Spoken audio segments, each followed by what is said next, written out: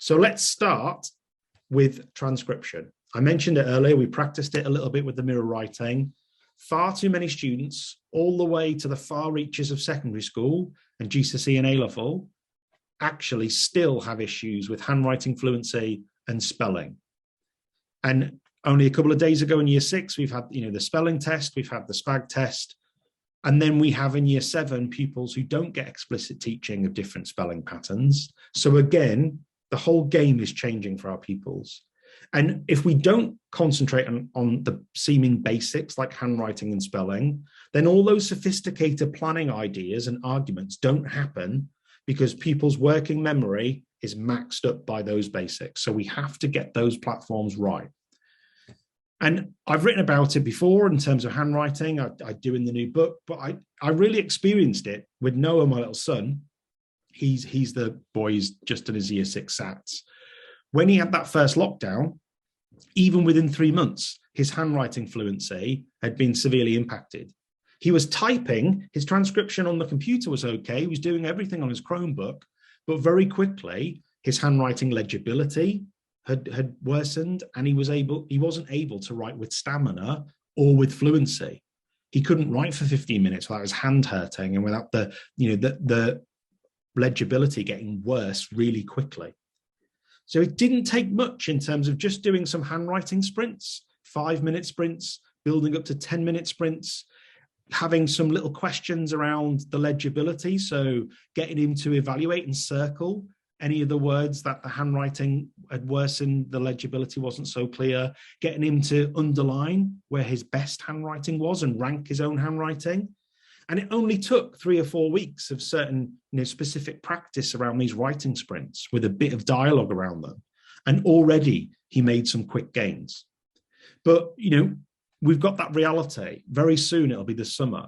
And then we begin September. Children starting year 5, children starting year 9. And already just that gap can impact their handwriting. And then you get to GCSE, and the experience for lots of pupils in the next few weeks will be 30 hours worth of extended writing, every exam mediated by the act of writing.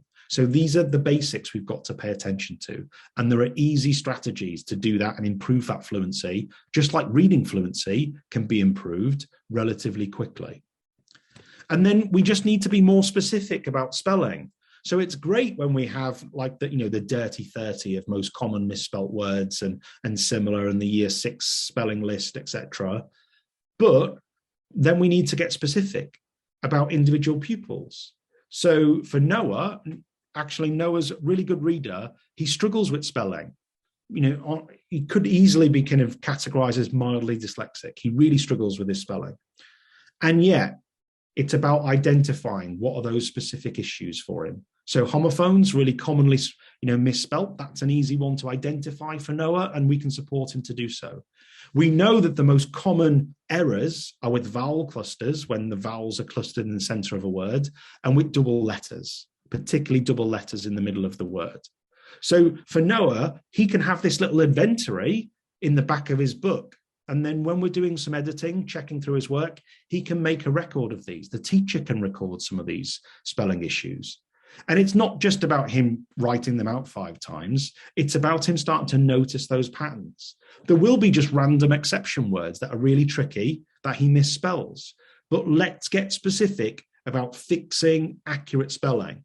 And we could viably argue, well, we live in the age of the spell checker. Does Noah need to be able to do this spelling when he's 25, doing his career?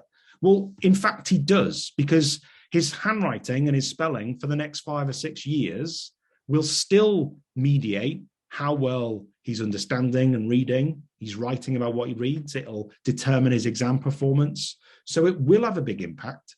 And actually, the better your spelling and the more you focus on spelling, it also improves reading comprehension. And again, it's like when you get these basics right, it frees up the brain to tackle more complex tasks. So when you get spelling well focused and you work at it, you're more able to pick sophisticated word choices. You're more able to edit your writing and think about your audience's needs.